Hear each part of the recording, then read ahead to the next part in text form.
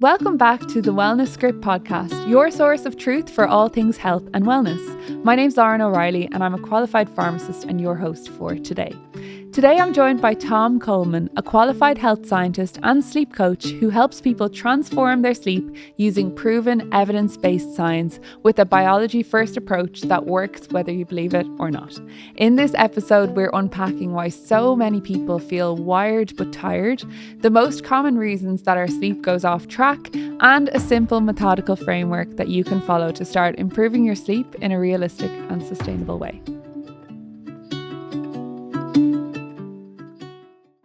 Tom, you're very welcome to the Wellness Script podcast. Thank you for having me. It's a pleasure to be here. We are going to be talking about something that I get asked about all the time as a pharmacist, which is sleep. So I'm just so selfishly delighted to ask you all of my own questions today. So Tom, you yourself recently had a big life event that maybe is affecting your sleep. Absolutely. Lovely little baby boy came into our lives. My second son. Congratulations. Kane. So we're sleep training him. I've told him I'm a sleep expert. He doesn't seem to care. But actually, do you know what? He's doing really well. Great. He's doing really well. And it does take time. For new parents out there, it's tough. You know, it's about survival for the first few months. And it will happen. You know, they have to learn. They're not producing their own melatonin. You know, they're getting it from mum in the womb. Yes. So it's going through the umbilical cord. Then they get it through breast milk. And then their brain randomly starts shooting out melatonin. So they'll sleep randomly for a few hours and wake up hungry and stuff like that. Yeah. And there's great variance. Like I found with my two sons, you know, I used to joke and say, well, I don't believe that babies sleep for 17 hours a day because my first son never did. Yeah. I'd say this son is sleeping for 22 hours a day, you know. So there is great variance there. But look, be patient and it'll come round, you know. Yes. And I suppose one of the biggest things that I see or that people ask me about is they say, I am exhausted. They come into the pharmacy and they're just absolutely so tired. But then they go asleep and they can't get a wink of sleep, or they have struggle falling asleep, or they wake up during the night. What is it about being tired but not being able to sleep? What's going on there, Tom? So it's wired and tired. You see, I suppose it's like if you're turning the knob in the shower, it takes a while for the effect, for the water to get hot or cold, right? It's kind of the same with sleep. We expect results. Yeah. We get very focused in on last night. I had a terrible night. Tonight now I really need to sleep. And if it's not happening, and people start throwing things at their sleep issue. And I use that sleep issue, you know, it may not be a sleep issue, right? Okay. So they'll try magnesium, they'll try this, they'll try that, and for 2 or 3 nights, it doesn't work, right? So, you know, we have to kind of zoom out when it comes to sleep and untangle what's happening. Okay. All right. So, there's 4 main areas where you'll have sleep issues. There's 4 kind of buckets that we throw things into. So it's physical, so things like light, temperature, caffeine, food, environment. Okay. There's psychological. So worry, anxiety, sleep anxiety, you know, it's a real thing. Yeah. Highly disruptive, and that can override all of the physical stuff. Actually being anxious about, yeah. Will I sleep tonight? Yeah. I need to sleep tonight. I've stuff on tomorrow. Yeah. And so what that does is it raises cortisol. Yeah. And then people can't sleep. Okay, so like cortisol and melatonin. So like I talk about mechanics of sleep. Yes. So our cortisol levels are higher in the morning, at their highest, really. And like any other hormone or neurotransmitter, you know, it cycles over 24 hours. It doesn't just stop. Okay, so levels are much, much lower at night. And what happens is we get anticipatory anxiety, and then that we're very sensitive to that. Yes. And that can cause a little spike, and then you're not sleeping, and then you know it can increase it further. Yes. Like the people who can't maintain sleep, they wake up and they're like, oh my goodness, I'm awake again, and they get frustrated, and the cortisol. Yes. And then that's the spike, you know, that's what's keeping them awake then. So I would say to people, zoom out, number one. Apply something for weeks rather than a couple of nights. Yes, okay. Whatever fix the other two areas, medical. Okay. So there's medical issues there, and then something called circadian misalignment. Okay. That's concerned with shift workers who are swapping their bedtimes around, and there's a delay and everything. They're out the window. You're they're going against the natural rhythm, basically. They're a completely different cohort that we deal with in a different way. Okay. So untangle the why. Why am I having this sleep?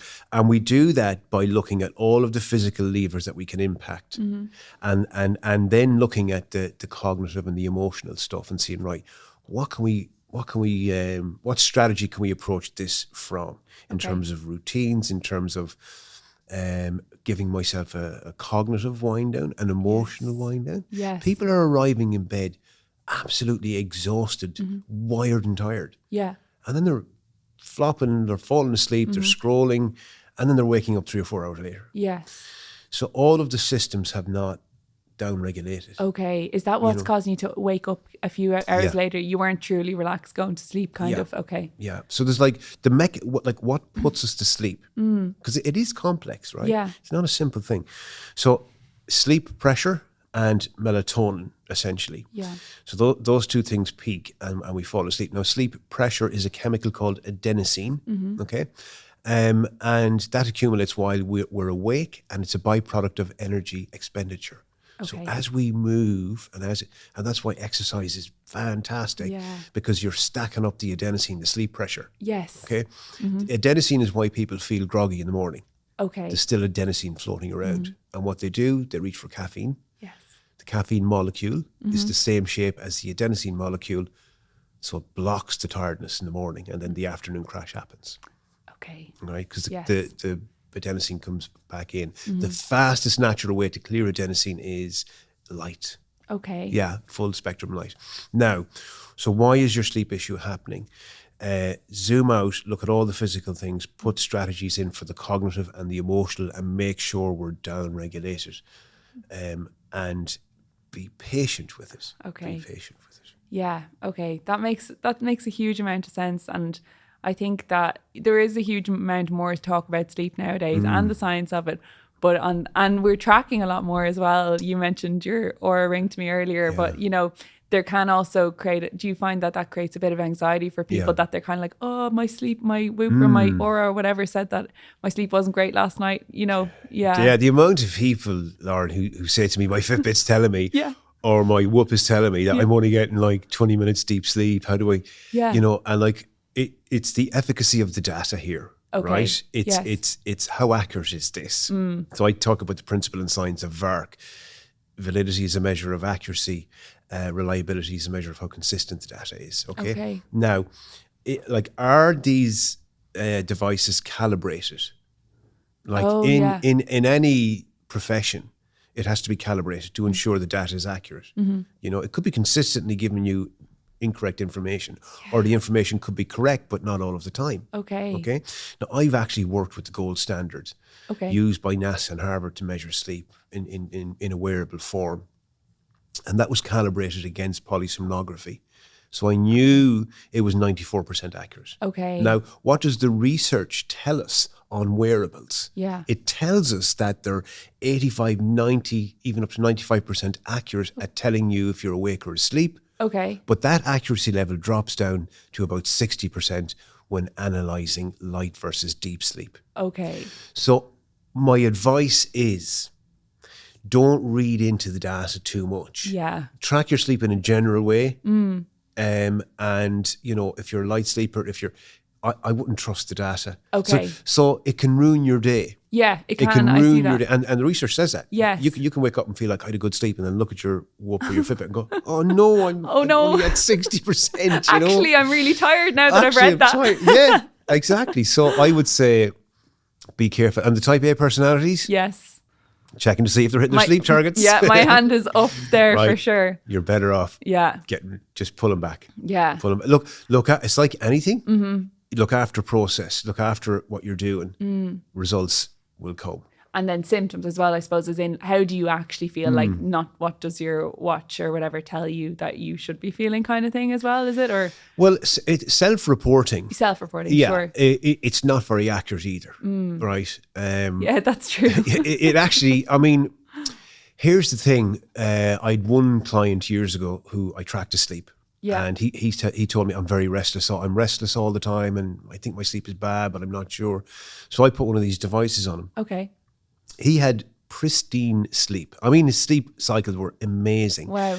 Up until he woke up in the morning, about 20, 30 minutes before he woke, you could see a lot of movement. Okay. And he was perceiving that as being all night. Oh, right. Okay. And his sleep scores were brilliant. Yeah. You know? Yeah. So we're not great. Okay. Okay. Now, how do you tell if you're having, well, if you're really tired, if you've brain fog, if you're struggling to stay awake during the day, you need to look at it. If you're waking up and your feet, like I would say very few people wake up and feel refreshed. Yeah. I mean, this is okay. a bit of a myth that you wake up and the adenosine is still floating around the system. So my question is, how do you feel after half an hour, an hour? How do you feel throughout the day? Yes. Are you crashing? Is it really hitting you? Do you have brain fog? All of those things.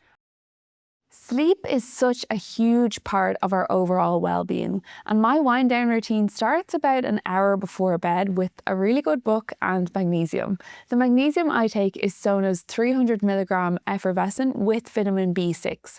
It's become a really nice cue for me to start to wind down.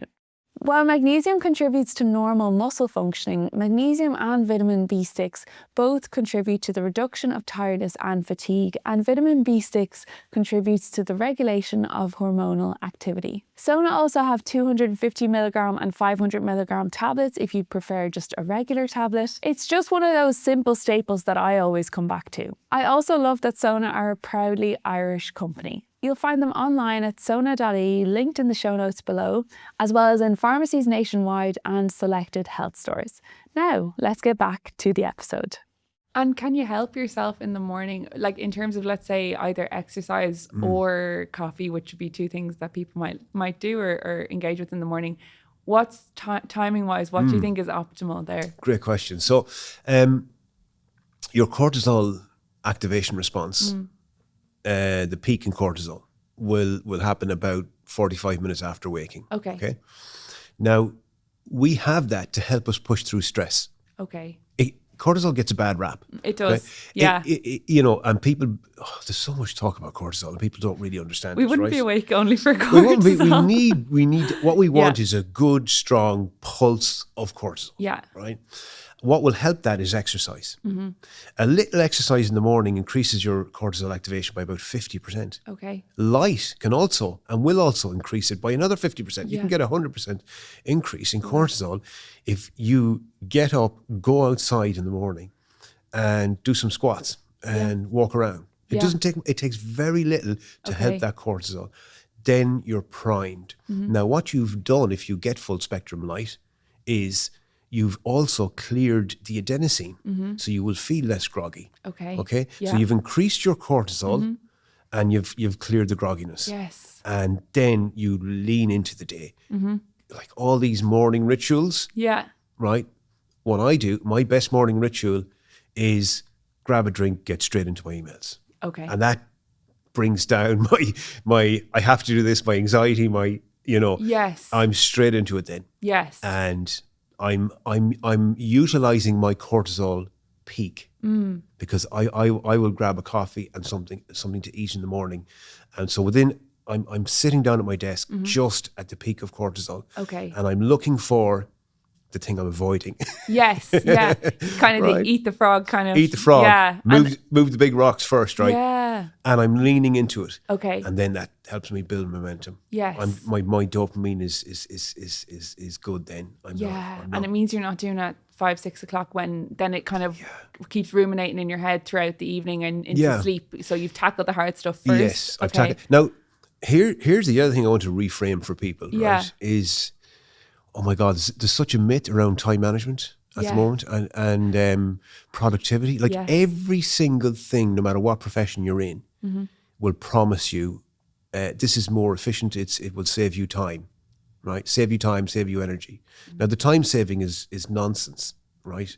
Because what do we do, right? If I give you a technique that will save you time, and it does save you time, what do? With that little space that you've created, you shove another activity into it. Yes. You get all these things done on your to-do list. What do? You create another one. Yeah. Yeah. So you never get it all done. No. And it's kind of, it's had the opposite effect. Like all these hacks and all these things, it's actually put more pressure on us. Yes. To do more, because more. you have a half an hour gap at the end of your day. And now, like, there's more pressure for me to do this Yeah. stuff. And that can translate into even well-being, health and well-being. You know, you feel guilty, you go online. You know, we've never had more access to more stuff, but it's actually mounting pressure on us. Okay. So if somebody, let's say we're in the age of AI now, so people probably have sped up some of their admin tasks, let's say, what would you say to someone who maybe has created more time? Like, should we fill that maybe with more joy or more, you know? I mean, it's a great question. So I'll give you something here called attention restoration theory. Okay. So attention restoration theory is it will clear the cognitive kind of overload. Okay. That's what it does. It kind of resets you cognitively. Okay. It refreshes. Okay. You know, which I is like fantastic. the sound of that. Yeah. Yeah. Now, this was discovered by doctors. Okay. Who were just post-surgery putting certain patients, you know, in a bed beside a window. Yes. And other patients didn't have a window. And what they found, one of them one day questioned, said, like, it just seems that anyone that sits beside the window, they're healing faster and they need less pain medication. Yeah. And they tested it. And they found that they were looking at nature. They were looking outside of nature. Yeah. And from this, attention restoration theory was discovered. If you take short breaks of 10, 15 minutes in nature, you can't have a phone. Yes. Okay? Yeah. That will reset you cognitively. Okay. And I like, as a child, when you played outside or you played, you know, close to water or in the grass or in the sand or, you know, what have you done? You know, that kind of daydreaming thing where you're connected with nature, you can hear the wind and you can take it all in. That regulates us. Yeah. Right? Yeah. So instead of being more productive and like I'd push against nearly we have to be the best version of ourselves, and I mean that can hurt us in the long run, I would say. And there's another, that's actually a paradox. There's another paradox there. Yeah. Of constant self-improvement. Yes. Okay. Can we just live here? Yeah. Can we just enjoy the experience of it? Yeah. Without having to achieve, hit, record. Wouldn't that be something?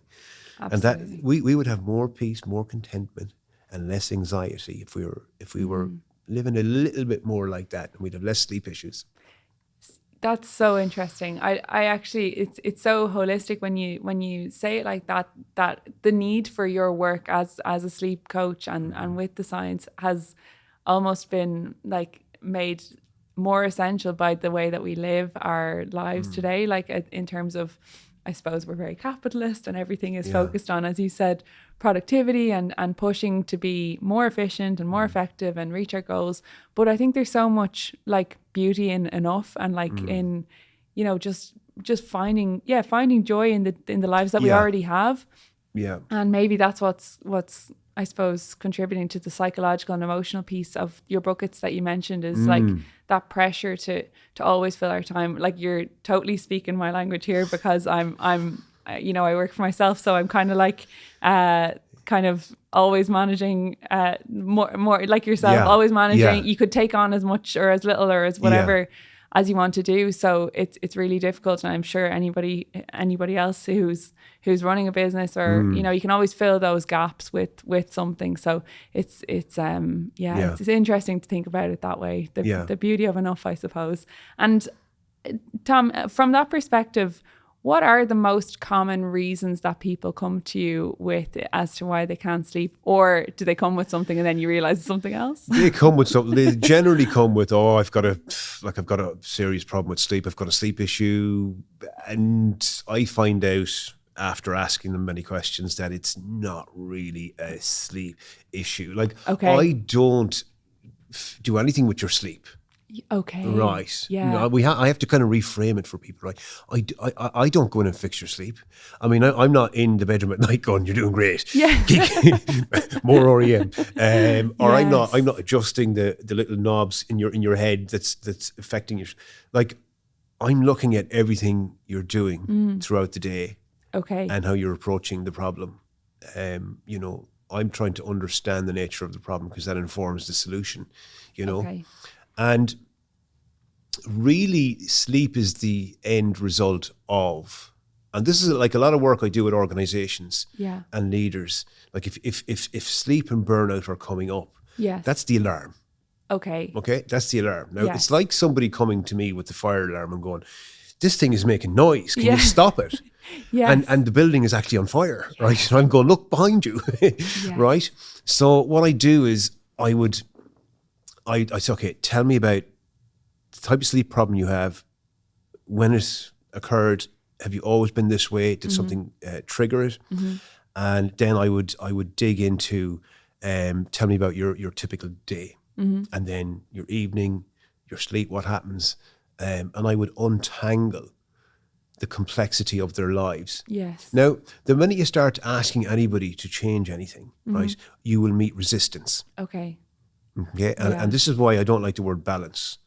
Right. Right. Yeah. Now, yeah. usually, and the reason I don't is usually the people who say to me, "Well, Tom, I believe in balance." They're holding a glass of wine, Yes.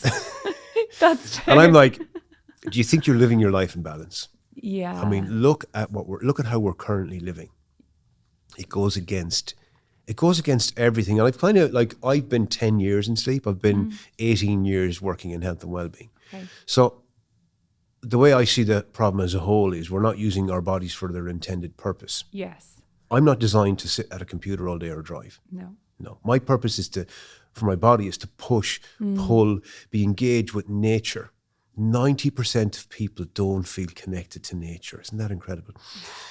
I'm getting the signals. I'm designed to look for food, to hunt, to gather, to do all this. And then, my sleep is fine. My nervous system, so the signaling systems are completely overstimulated. Yes. We found every way to overstimulate them. And what do you think about the phrase of there's balance as one phrase, but what about regulate your nervous system is something I see hugely on social media, online. And what are your thoughts? Yeah. So look, the hypothalamus does that, Yes. right? The hypothalamus, its job is homeostasis. Okay. So we have, within the region of the hypothalamus, we have the suprachiasmatic nucleus, and that's the timer for circadian rhythm and sleep, right? A lot of misunderstanding about circadian biology. So the suprachiasmatic nucleus, the juncture of the nervous system and the HPA, all come together to get you back to normal state of functioning. Okay. Okay. And I think that somehow it's kind of comfort. Yeah. It's kind of comfort. And people seek comfort all the time, right? Yeah. Oh, I don't like the cold. Yeah. I don't like exercise. I don't like I don't like that flavor. Yeah. It's not about how you feel. I think that, now there's an awful lot of talk about the regulation of the nervous system. Yeah. Now I just feel like that if we are using our bodies for its intended purpose, if we are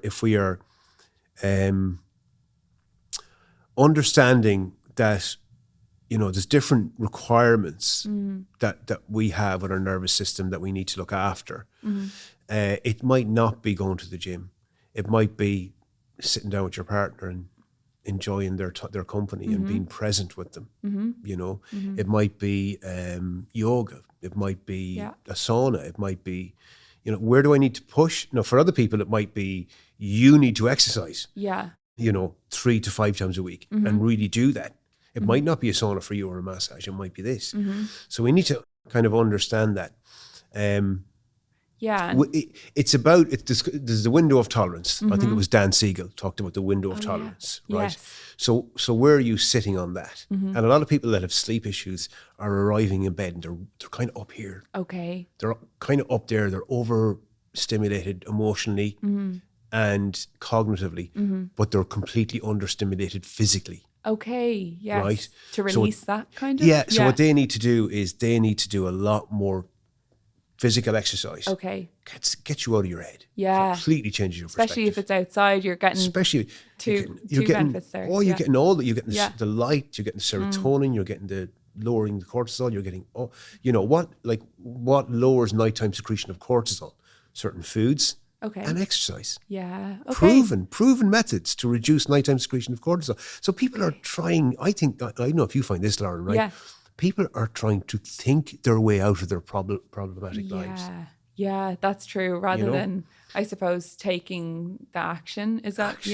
Yeah. Yeah. So what about the nerve? What about your thoughts on the nervous system? I'm fascinated to hear this. Yeah. Well, I just hear it a lot, and it's something that I heard recently in a yoga class myself, because I do enjoy yoga and I think it does relax me.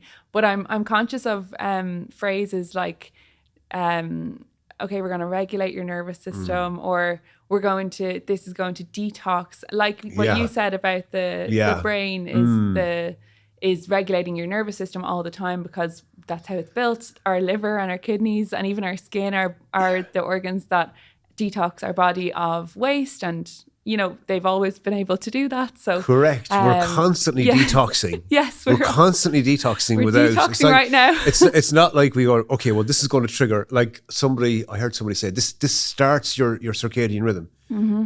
Well, I'm sorry, but you'd be dead if it wasn't going already, Yeah, exactly. And it is a two-way thing, all right? It is a two-way thing, the nervous system and your circadian biology and stuff like that. But I totally... Yeah, you can help it for sure. I think you can help to make sure that you're not... as you said, I love the window tolerance, that I think a certain level of stress is really beneficial. Absolutely. But if we're pushing ourselves outside of what's, like, if we're almost as if we're like fighting or training to fight a bear or something, we're outside of that and we're going to bed overstimulated. But if we're giving ourselves particularly, well, I'd love to know your thoughts on this. I think in the morning, say exercising and tackling the big things, but then as the day goes on, it's starting to kind of wind down. Yeah. So chemically within circadian rhythm, how does that work? Circadian biology, right? We're set up. We're diurnal creatures. We're active during daylight hours. Yes. Right? That's our biology. So our biology is, we get the cortisol activation in the morning. That starts to dip. And as that, around 12 o'clock, and when that's dipping, other chemicals are kind of nearly peaking, like dopamine and adrenaline and things like that. Yes. They come in, and then like all three of them then start to down-regulate and then things like serotonin start to come up. Now, serotonin is about being happy in the present, in the moment now. Yeah. And where do we get that chemical from? Well, like talking to each other. Here we are. Yeah. Lovely. Yeah. Bonding. Yeah. And all cultures, all human civilizations would come together in the evening. And this was about healing wounds, building alliances, right? And this is what we've taken, we've removed ourselves from this. Okay. And your oxytocin, your serotonin, all those lovely chemicals that bond us together and make us feel content. Where's the contentment now? It's about pursuit and consumption. And stimulus. And stimulus and overstimulus. And so, like, chemically, we're kind of set up that the first 8 hours of the day, it's about seeking what we don't have, about achieving stability and security. Yeah. And chemically, the second half of the day should be about enjoyment and bonding and building relationships. Okay. Like, chemically, that's how we're set up. Yes. And then, the melatonin kicks in. So I suppose the first part of my question is, should we be doing our exercise earlier in the day? And the second part is, does this kind of come from our evolution that, we wake up, we go and hunt the food for the family or whatever, and then we come home and we do all of the, the cooking and the connection with the family and all that kind of stuff. Does it come from our biology? You can I've seen it lined up like that. Yeah. Your coordination, your hand-to-eye coordination is really good. Your concentration levels are really good in the morning. Okay. So your hormones are kind of like, I know testosterone is at its highest in the morning. So certain type of activities will match that. Within your circadian biology, your core body temperature fluctuates throughout 24 hours. So your temperature is at its peak at 5 p.m. So that's a really good time to do some heavy lifting, maybe. Okay, great, yeah. Or not I'd watch the volume on it. Okay. So that could be dragging the animal home, for example, Yes, right, yes. within circadian biology. But I mean, I've seen it aligned like that. In terms of like, is there a good time? Yes. So morning is a really good time because that's what's going to help the cortisol activation. Okay. And start to heat the body up. So we want to work with our biology. So we're helping the body heat up if we exercise. Yes. Okay. And there's multiple other benefits. So, and then around 5 o'clock, you're least likely to injure. Okay. Your cardiovascular system and your muscular system are going to be kind of peaking at that time. So like evening time is good as well. Okay, great. But I would avoid too high of volume, Okay. too close to bedtime.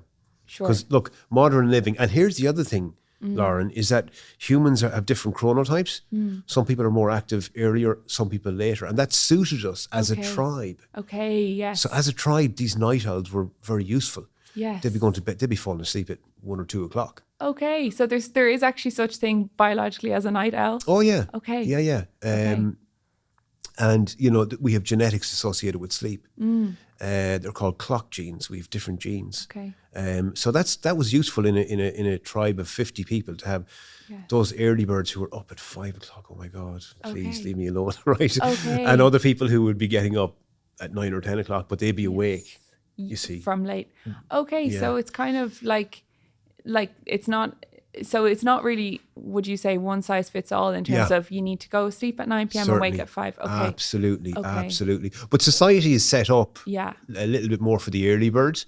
Yeah, definitely. Okay, so and then it's like I don't like this idea that there's one size fits all, and within sleep it's a very personal thing, really personal. Some people have more of a requirement than others. So Okay. I always speak in 90-minute cycles. So some people 7.5 hours. That's what most of us should be getting.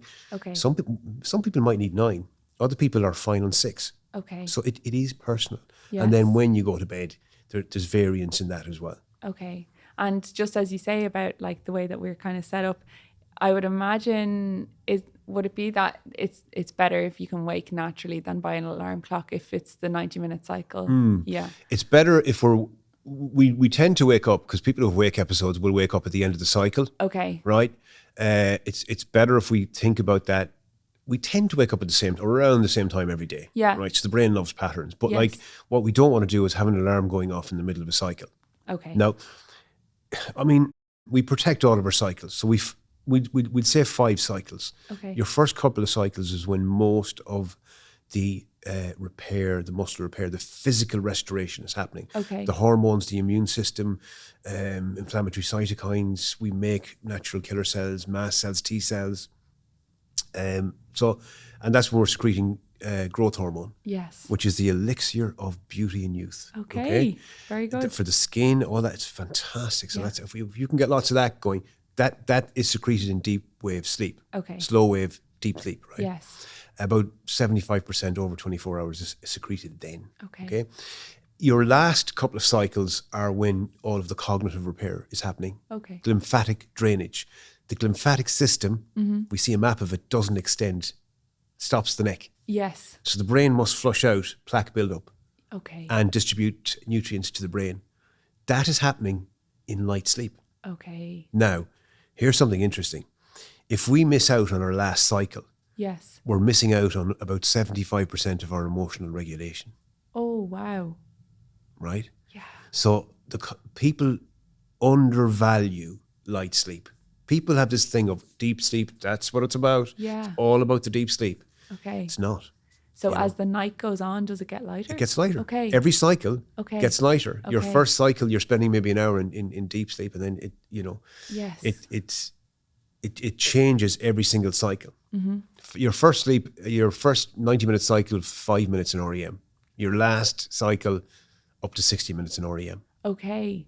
And REM. REM, that's your dream state. Okay. That's when your subconscious is reorganizing, is reshuffling, is making sure that everything is good.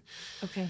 And is that when you wake? Is that why when you wake up, sometimes you feel like you've been dreaming like mad? Like, yeah. Okay. Yeah. You absolutely, and you have. You have. Now, some people remember them very well, other people don't. Okay. That's just the way we are. That's just the way we are. You do dream. I've had Yeah. people say, "Oh, I don't dream." You do. You just Okay. can't recall it. It's not important that you remember your dreams. no.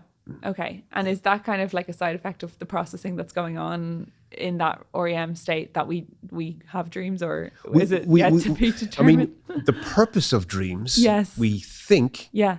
is it gives us like this augmented reality simulator that we can practice the threats. We can practice threats without consequence. Okay. So Right. that's why it's like always, or like people have leaving cert dreams and that kind of I thing. mean, they're very common for Yeah. particular reasons. You know, Yes. you can dream about being naked. That's about being vulnerable. Yeah. And social judgment. What will people think of this? Now, Yeah. I learned something fascinating about social judgment, about why people are afraid to public speak. Oh, yes. Right. Yes. This is amazing, right? Okay. So we evolved in groups of 50 to 150 humans. The brain Okay. can't really cope with any more than that. Can't cope. Now, imagine this group. What do you bring to the party? You know, I'm really good at hunting. And I'm really good at picking blueberries. You know, you're really good at sewing. You're really good at this. You're really good. So, Yeah. so the group would judge you. Now, if there was a freeloader in that group, Yes. he's doing nothing and he's eating a load, right? Out. Okay. So if he got kicked out of the group, he would likely die, and his genes wouldn't be passed on. Yeah. So social judgment is exceptionally powerful, and Yes. that's why people are so afraid to public speak. And that's why, as someone said to me, Yeah. the neighbours Yeah. in Irish society, oh, geez, what do the neighbours think? Yes. Social judgment's a powerful thing. Because it was actually survival then in that case. It meant your survival and your genetics being passed on. It was life or death. Life or death, yeah. Social I've judgment. gone completely off track there No, with the REM, no, but yeah. I absolutely love that. I Yeah. think it's so fascinating to understand why we dream, but why we sleep the way that we sleep, and why we have those like. What I want to ask as well was, so then if we're waking too early, either by choice or just we've woken up without wanting to, we're cutting off that last bit, is it? And then what would be the knock-on effect of that? Is it memory or Yeah. The knock-on effect is short-term memory, is emotional regulation, brain fog, fatigue, mental fatigue. You don't have the mental capacity to deal with it, to deal with your full day. And we can measure this. Yeah. Right? This has been measured by Harvard. So Yes. these people who say, oh, sleep is a waste of time, you know, I can measure your productivity levels, your cognitive sharpness, your reaction times. All of this is missed out upon. Yes. So, you know, that's why we have to protect our sleep. Yes. Because if you don't get that last cycle, you're missing about 75% of the cognitive and plaque buildup over the years. Like there's a clear link there between neurodegenerative disease and sleep. And we know this is a very clear link. Okay. Now I'll give you some interesting stuff you can do to protect yourself against things like, 'cause I don't want to frighten people. People hear this and they go, oh my God, my sleep. And then they get worried and then, you know. Yes. So there's a very famous study called the Nun study. Okay. 678 nuns donated their bodies to science. Okay. And they looked at all their brains and they found that not one of them had developed Alzheimer's. Wow. And this made the cover of Time magazine, right? Because they were all in the community and they were checking in with each other and they were expressing. So and they had a purpose, they were teaching. Yes. So Okay. purpose and community will protect you against Alzheimer's. Isn't that just incredible? Again, That's amazing. I spoke about nature earlier on. We've removed ourselves from the things that protect us the most, Yes. which are other people and nature. Okay. So yeah, I feel like seeking out kind of a way of life that is more organically true to how humans were supposed to live is it sounds like it aligns yourself best to being healthier and happier and, you know, hopefully living a long and healthy life, because like everything that you've said is like, you know, nature, exercise, you know, going with what your body suggests, which is like whether you're a night owl or an early bird. It's and we're doing things in isolation. We're doing things in isolation. We've seen recently. I don't know if you've seen the report about isolation and loneliness. Oh yeah. It had the same effect as 15 cigarettes a day. Yes. You know, the happiness index, like all of these things, and like what has replaced it is the tech, and we can like the tech is just, I mean, so bad. Yeah. And our children, it's a huge experiment on humankind when you think about it. Yes. It's only been really around for, you know, 30 years. And here we are. People will tell you there's no time. Yeah. Let me see your phone. I know. Your screen time is up by... Now, I do an exercise with people for their, their work-life balance. Yes. And I say, right, write down where you put your time and energy, 6 to 9 things in your life. Yeah. And nobody ever writes down, I scroll on the phone. Yeah. But they do. You know, and work and this and that. And then you ask people to change their behavior and they defend what they're doing. Oh, I don't have time. Yes. You know? Yeah. So tech interferes with sleep, not in the way you think. Okay. It's not the light. Yeah, this is what the blue light glasses have gotten huge attention in recent years. Watch out for influencers who are selling you stuff. Yeah. You know?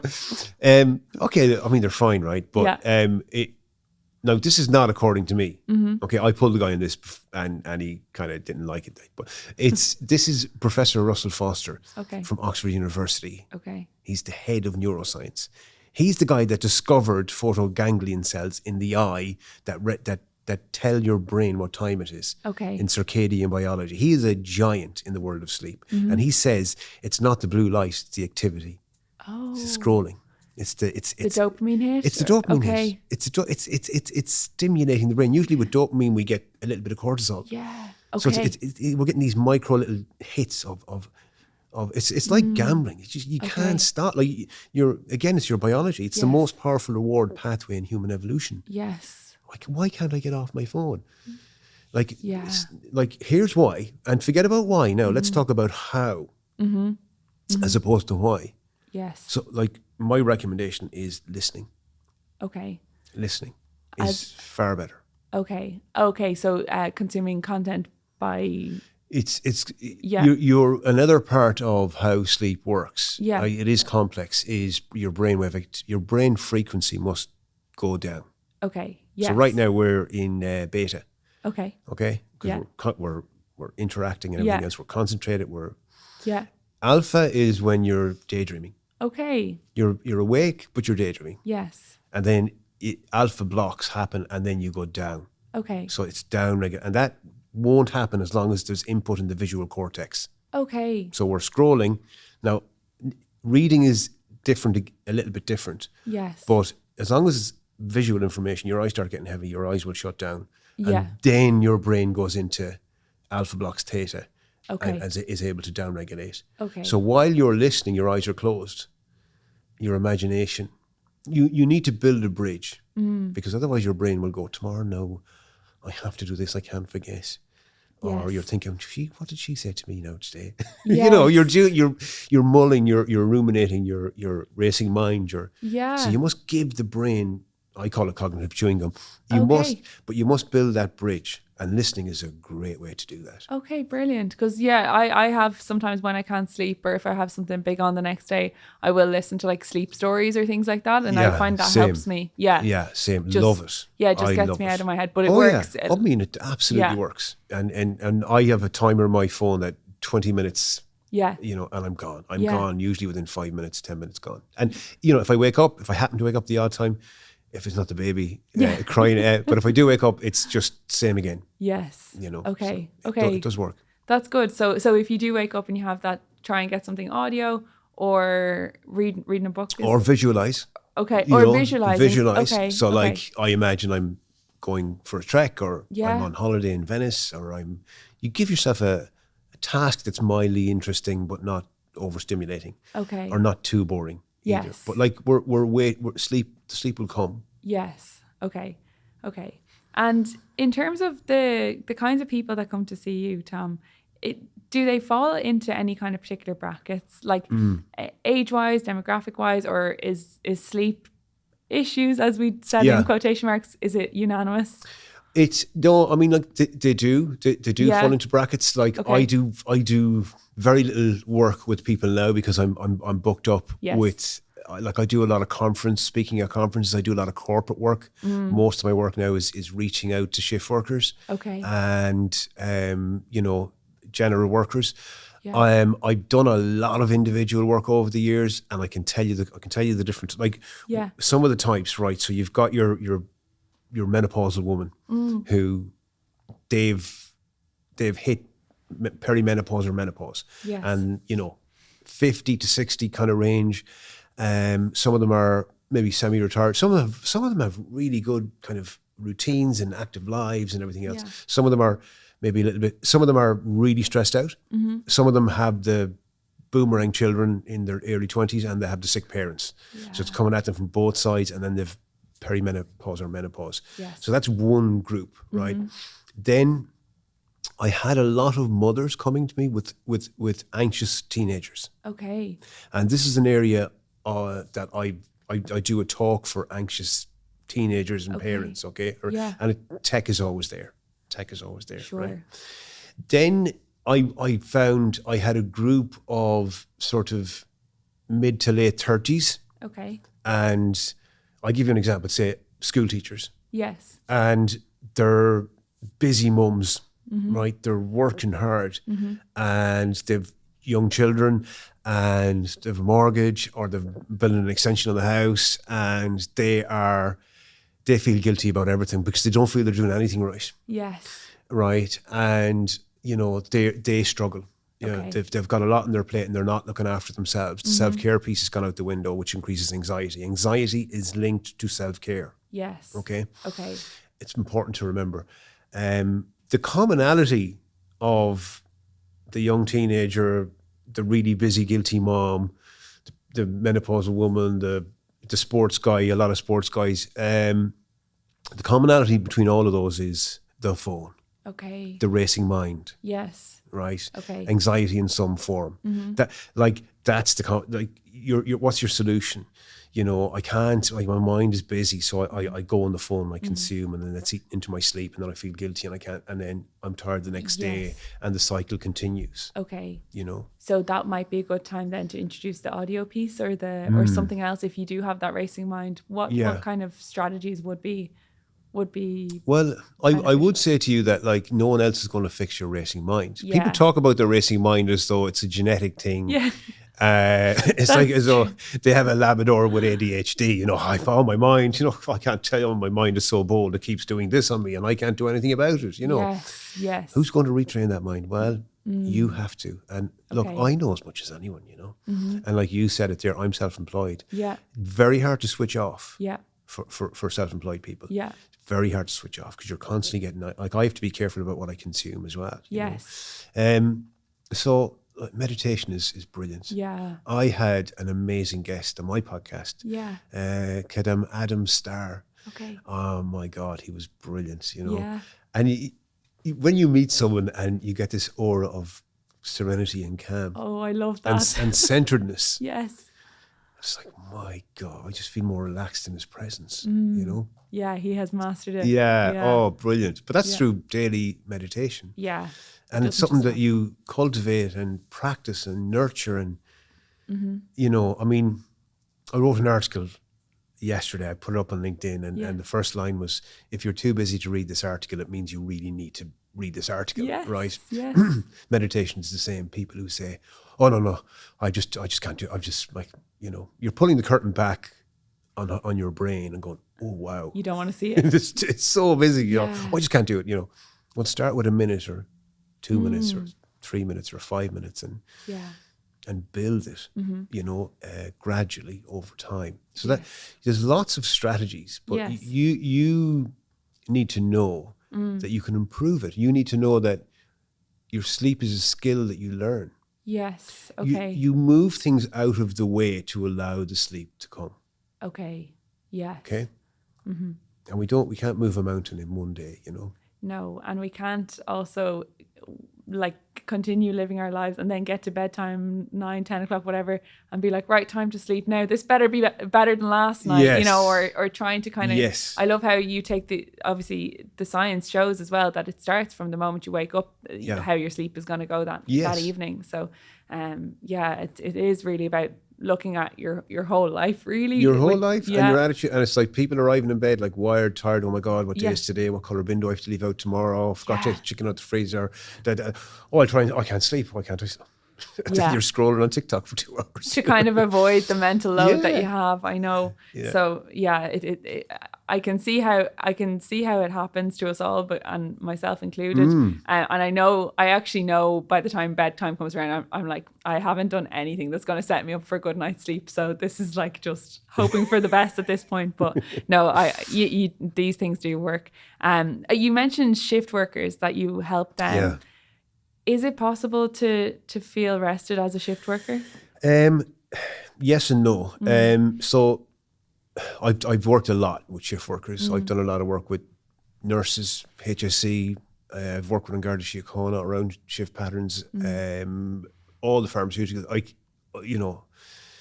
We've a debt of gratitude to our shift workers. So I shout out to the shift workers. Like, our society is built on the back of shift workers. Yes. Every definitely. piece of equipment in a hospital, every drug, everyone working there, hotels, cleaners, policing staff. We demand safe streets and someone see our child when they're sick. Shift workers. Yes. Right?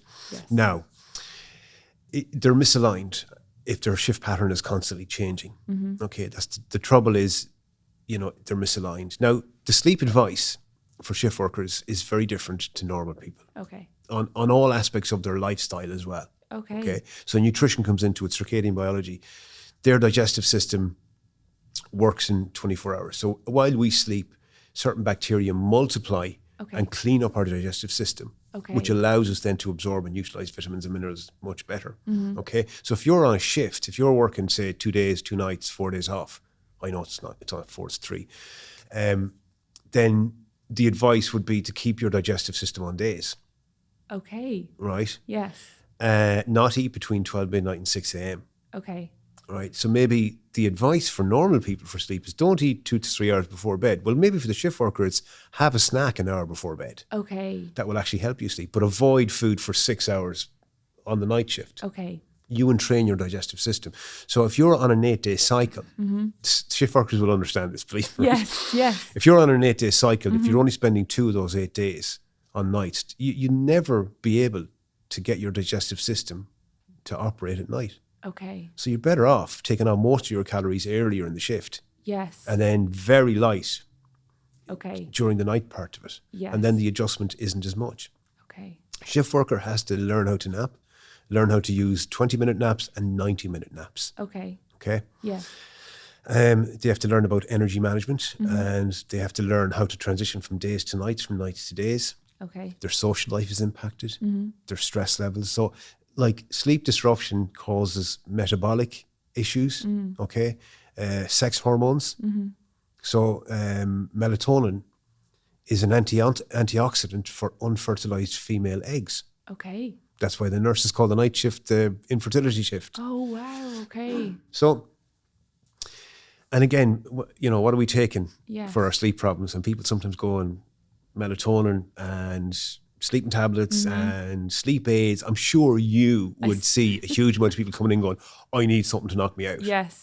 All the time. But the shift workers, they require specialist kind of knowledge, specialist advice. They're at work and they feel like they could sleep, then they're at home trying to sleep and they're awake. So I most of my work is concerned with shift workers. Yes. But nothing will be like a 9 to 5. No. There are advantages and disadvantages to every type of different shift pattern. Okay. You have to learn how to kind of surf the demands and what strategies you're putting in place. Yes, definitely. And I think that's so key because, as you said, we need shift workers. It's not going away, and for a lot of people, it works really well with their family life or for so many different reasons. And I've worked in pharmaceutical. I did an internship in college in a pharmaceutical company, and like that, there was shift workers and switching on to days and nights. And is it true that the body never adjusts? You have to just you won't. I mean, Josephine Rent is someone who's researched, like shift workers are heavily researched. There's a lot of research there, nurses especially. Josephine Rent is a researcher who found that only 3% of night shift workers fully adapted. Okay. The reason they fully adapted was there were oil rig workers who were under massive halogen lights at night, so the brain thought it was daytime. Wow. And when they went to bed in a steel box with no light whatsoever. Okay. Right. So if you get the environmental conditions right and you're on the same shift all the time, you will adapt. Okay. But the problem with the rotating pattern is you're never Like think about it. The advice for normal people is go to bed at the same time, get up at the same time. That's called sleep regularity, right? For the shift worker, it's impossible. You can't do that. You're constantly kind of changing. So that's the disruption. Yes. And all of the different timers in the different systems, every cell in the body has a timer. Imagine every cell. So all the systems have a timer, and then the brain is the orchestrator, the suprachiasmatic nucleus. Wow. All those timers on those different systems can't align and realign quickly. Now we can do certain things that will help them. We can use certain levers that will help them. Yes. But that's why it's such a challenge, and it is a risk factor. Shift work is a risk factor. It's World Health Organization has it as a class 1 carcinogen, right? But I teach people about offsetting risk in health protective behaviours.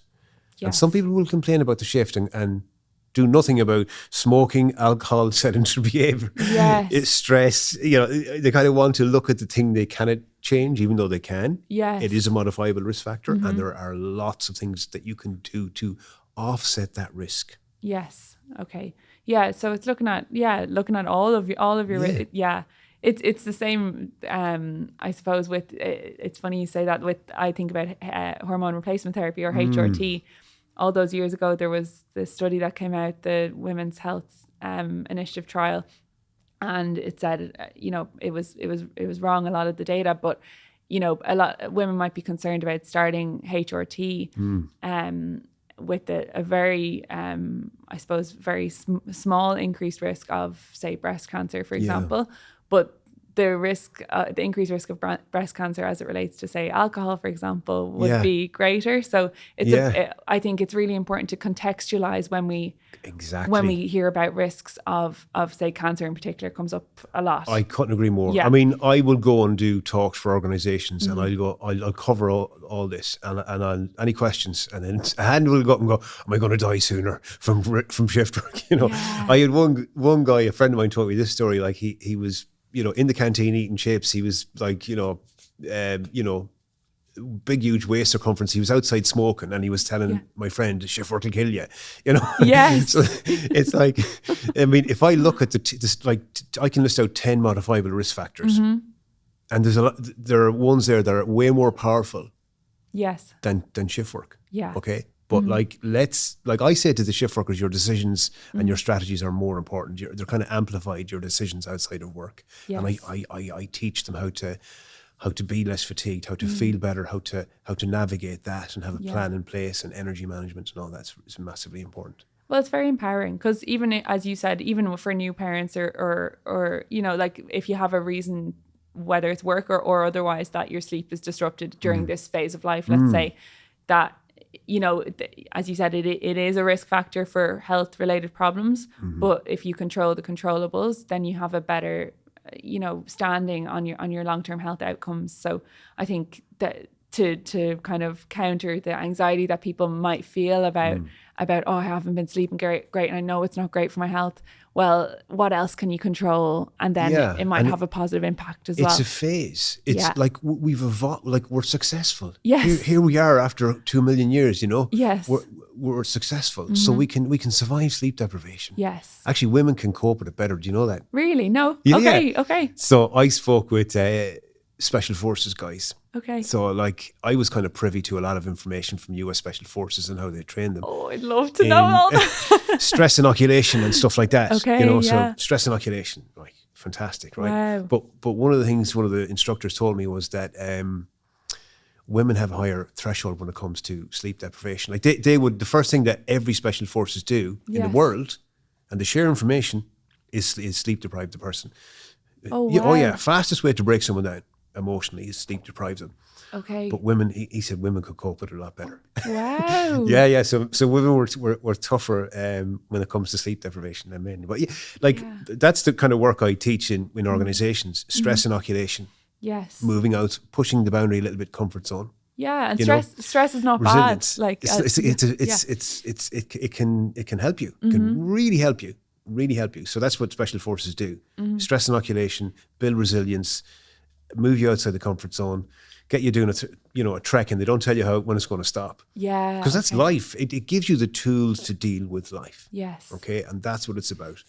We're far too much about our feelings, about sitting on the couch with a quilt, eating Pringles, scrolling and saying, I'm relaxing. Yeah. You're not. You're seeking pleasure and comfort, Okay. you know. Yes. But yeah, it is fascinating, the sleep deprivation piece. Yeah, but we're tough. We can survive. Yeah. Yeah. Yeah.